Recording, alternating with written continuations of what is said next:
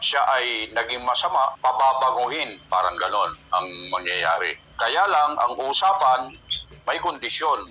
Kailangan magbayad si Bobong Tanasan, pambili ni Umanda ka, Epipanyo Labrador. Booking na booking ka. Epipanyo Labrador ng kamera. Yun yung napanood natin nung nakaraan. Ngayon, bakit po namin sinasabi ito mga kababayan? Kasi po, mayroong ebidensya si Bobong Tanasan na video ng pag-uusap nila ni Epipanyo Labrador para patunayan na totoo yung sinasabi ni Bobong Tanasan. At yung video na yon ang siyang ipapapanood po namin sa inyo. Ma-share nyo po yung video ito para sa ganun ay malaman po ng marami. So panoorin natin ang video ito.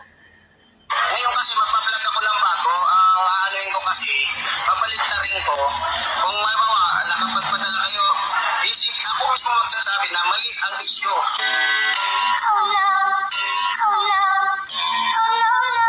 Yung request kasi niya, kaya kong gawin, kaya lang. Pero kasi itong programa na to, hindi ko akin. Programa to ng buong civilian anti-crime. Ay no, wala na talaga si Epipanyo Labrador.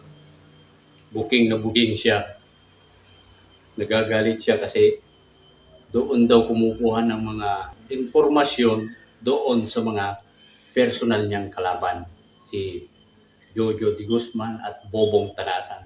Doon daw kumukuha ng mga ebidensya. Kanino kukuha ng ebidensya? Doon kay Aling Marie? Hindi ka naman kilala personal doon.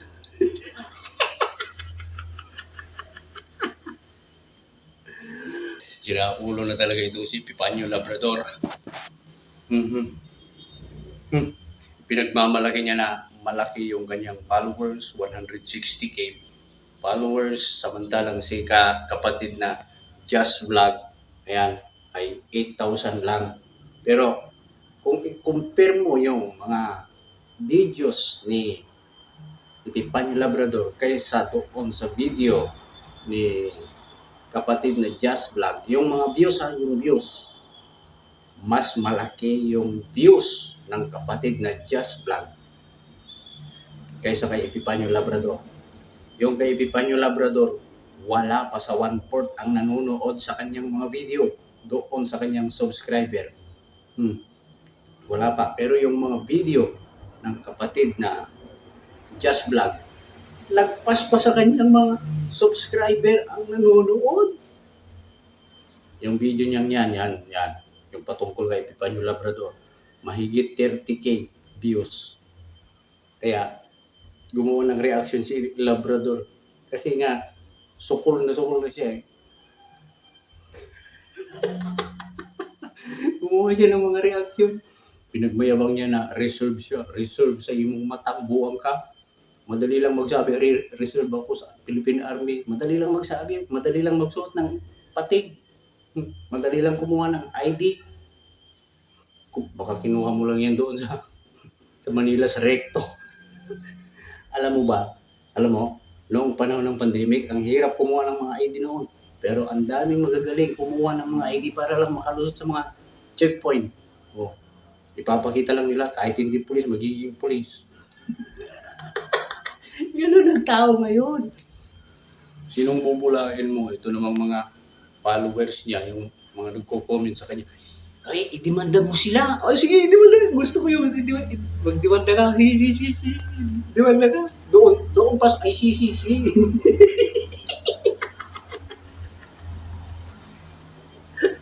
Kahit saan hukuman ka magdemanda, sige.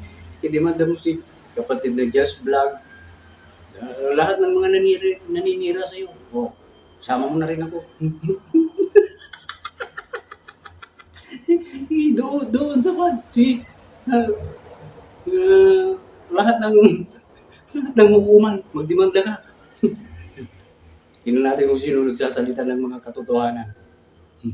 Booking na booking ka na eh. Ang daming mga ipinalabas ni kapatid na Just Vlog na video patungkol sa'yo. Galing lahat yun kay Jojo de Guzman at kay Bobong Tanasan.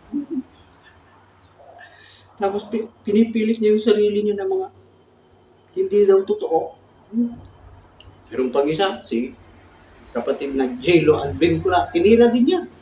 Ayan, Jelo Advincula, tinira din niya. Ang video. Meron siyang ipinapakitang mga ID na nag-reserve siya sa army. Ayay! Walang tigil na paninira. Sinisiraan niya yung mga kapatid na mukhang butiki, mukhang palaka. Eh samantalang itong si Epipanyo Labrador, ano kaya itsura niya? Mukhang magnanakaw sa recto, sa Quiapo. Laging nakatakip ng mukha. Mukhang wanted. Ay, ganyan ang trabaho ng mga bayarang mga vlogger. Mamaya, abangan ninyo, mayroong live ang kapatid na Just Vlog. O, ang tatalakayin niyan, si Epipanyo Labrador. Grande yan. Manood ka, Epipanyo Labrador. Mayroon nga akong napanood na video, kapatid na Just Vlog, na yung ginagamit ni Epipanyo Labrador na GCash daw niya. GCash daw ni Epipanyo Labrador ay hindi raw sa kanya yon. Galing daw yun sa kanyang anak, sa GCash daw ng kanyang anak. Kaya tinigil daw kasi sa anak daw niya yun. Ginagamit niya yung anak niya. Tingnan niyo ang kasamaan ng ugali ng taong yan, ang klaseng maya. Maghihingi ng mga pera sa kanyang mga subscriber. Tapos gagamitin niya yung anak niya. Kung sino-sino sinisiraan niya. Siniraan niya si Ma'am Amy Marcos. Sinisiraan niya yung mga pamilya Duterte. Sinisiraan niya yung kung sino-sinong politiko. Sinisiraan niya kung sino-sinong religion. Yung Iglesia ni Cristo, ang kapatid na Eduardo Manalo, mula sa Subo, kay kapatid na Felix Manalo, hanggang ngayon. Well, ang klaseng taong ipinakita niya, yung mga pumapasok daw sa reserve ay mayroong mga physically fit. Physically fit. Malusog. Mentally fit.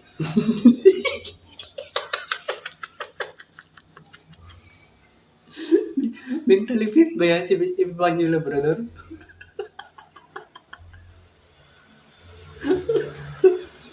Nakatawa ako.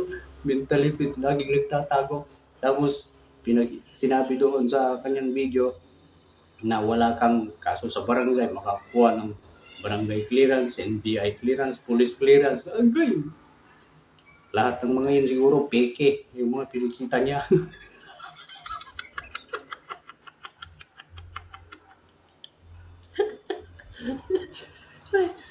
Mga siraulo mga nagko-comment sa kanya ay, wala, sige, mag-ingat ka, idemanda mo sila.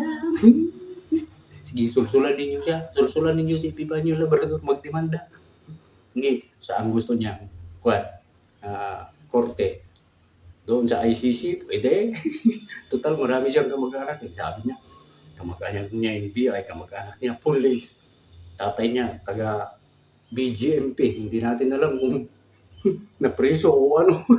Yung tatay niya, kapatid niya, BGMP. Hala, lahat na lang. Wait.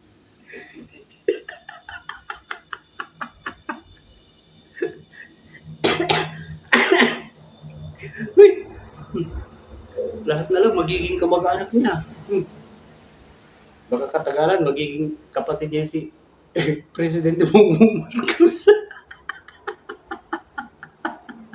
Sabi niya, kamag-anak ko si Presidente.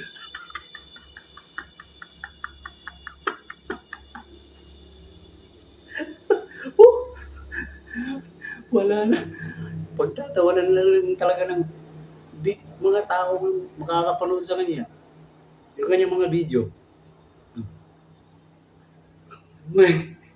Sumakit ang tiyan ko katatawa sa mga pinagsasabi ni Epipanyo Labrador. Kasi yung tinalakay ng kapatid na Just Vlog ay kung sino siya, yan. Kung sino siya, kung anong kanyang pagkatao, kung anong dati niyang trabaho. Yun. Tinalakay din ni Epipanyo Labrador. Mahigit 1 oras ngayong video niya eh. Tingnan natin, mahigit 1 oras yun, yung video na yun. Oh, ayan, oh.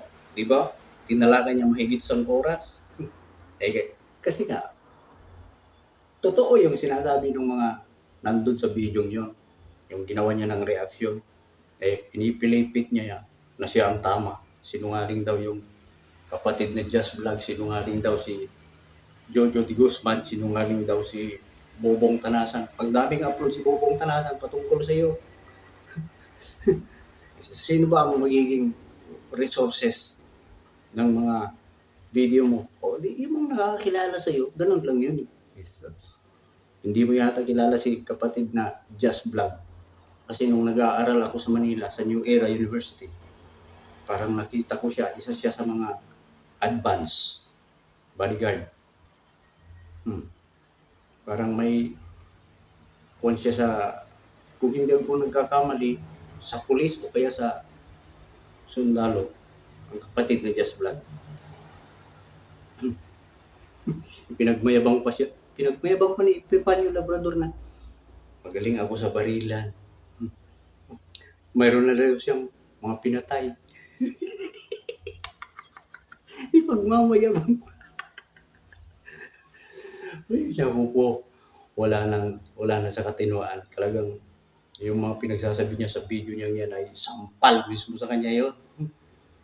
Yung mga nanonood sa kanya, wala pa sa 1/4 sa kanyang subscriber. Kasi nga, nag-iising na sa katotohanan yung mga subscriber niya. Pinagloloko lang sila ng taong yan, yung si Epifanio Labrador. Booking na siya. Ang dami nga niyang ginagamit na pangalan. Isa na namang kaso yun. Panibagong kaso yun. Yung paggamit ng kung ano-anong mga pangalan. Tinatanong niya ngayon si Jojo de Guzman at si Bobong Tanasan kung sino daw ang tawag nun, warden noon. Kailangan po ba kalawin yung sino? Kung ano daw yung tatak niya, tato niya. Tatak ng demonyo.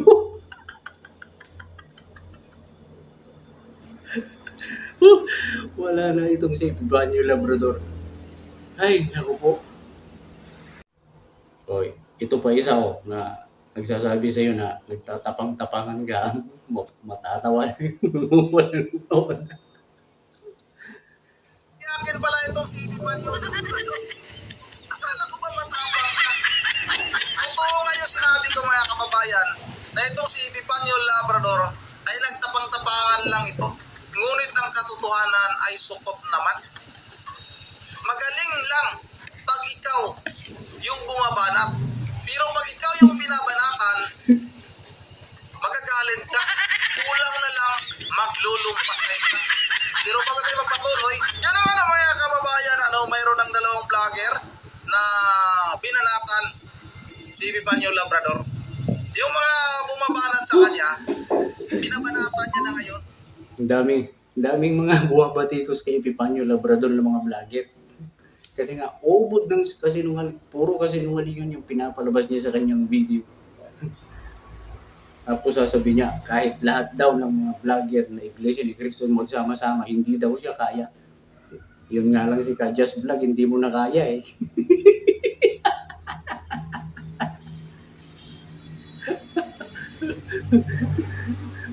Paano mo sasabihin kayang-kaya lahat ng hindi daw siya kayang tapatan? Lumagpas pa nga sa kanyang mga followers yung nanood sa mga video niya.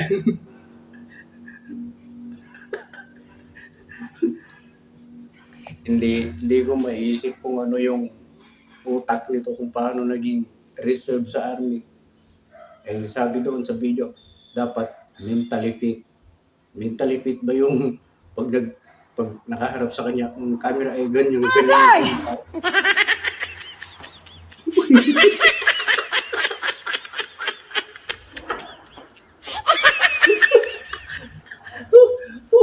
Wala na itong si Epifanio Labrador. Magsuri-suri, pag-alagala daw siya sa mga mall, sa mga palengke, agay. Pag-alagala, nandiyan ka sa kagubatan, pag-alagala. Sinungaling. Ako ang pag-alagala, tingnan mo. Punta ako sa highway ah. Oh. O yan, dito ako sa highway oh. Oh. Papuntang, yan likod ko na yan, papuntang Zamboanga. Zamboanga, Ipil, yan. Itong aking harapan na highway, papuntang Pagadian. Ayan. Oh, papuntang Pagadian yan. Nandito ako sa Tigbaw. Oh. Ayan oh, papuntang Ipil. Pagadian ay Zamboanga, Imelda. Oh.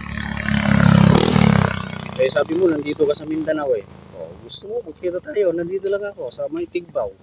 Maraming iglesia ni Cristo dito. Ayun yung ginagawa naming kapilya dito sa aking likuran. Ha? Kapilya ng iglesia ni Cristo. Ha? Sabi mo, Mindanao ka eh. Ayun, ayun. Ayun yung ginagawa namin ha. Oh, titinig mo yung mga sasakyan? Epifanio Labrador. Ayun oh.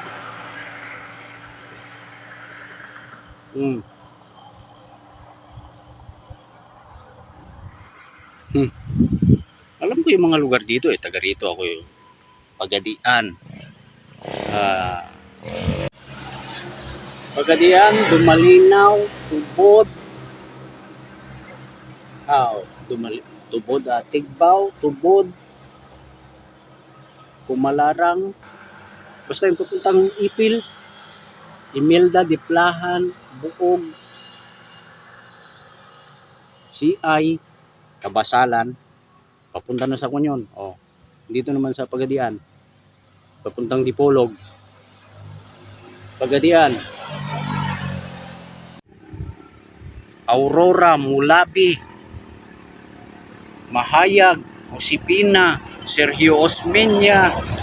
So, yung Sergio Osmeña, sakop na ng Dipolog yun. Sa Mulabi, nandun din ang crossing papuntang Usamis. Oh.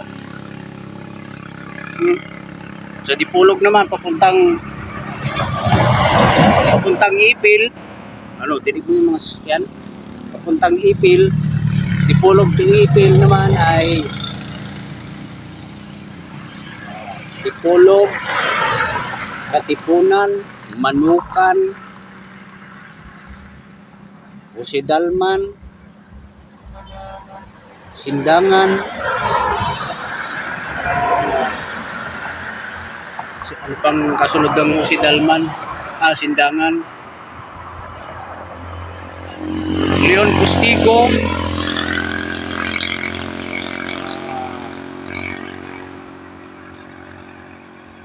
Kalimutan ko yung ibang lugar tuloy. Basta, alam ko yung lugar dito sa Mindanao. Oh, saan ka dito sa Mindanao? Sabi mo, taga Mindanao ka. Nandito ka sa Mindanao. Ngayon, naririnig mo yung mga sasakyan. Nandito ako sa harap ng highway. Oh, maingay. Eh, ikaw, hindi ka naman makagala eh.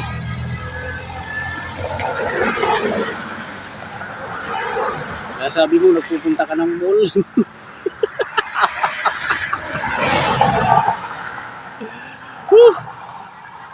Ay, naku po. Wala, nasipip pa yung Labrador.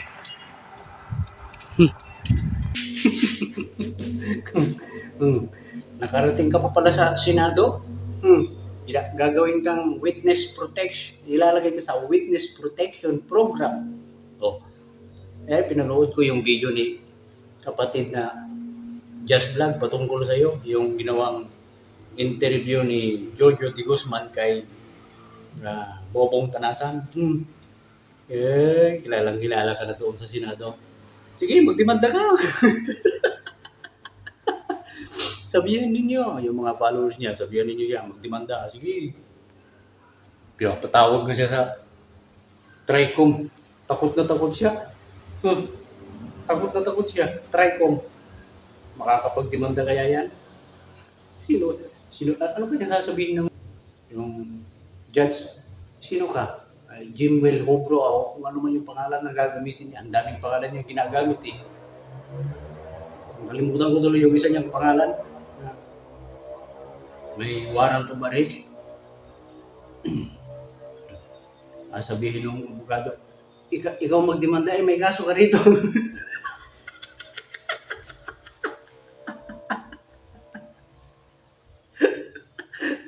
Tawagin mo yung kamag-anak mo, police, NBI. Tapos yung tatay mo, sinasabi mo taga BGMP. Yung kapatid mo taga BGMP. Dami niyang kamag-anak ng mga opisyal.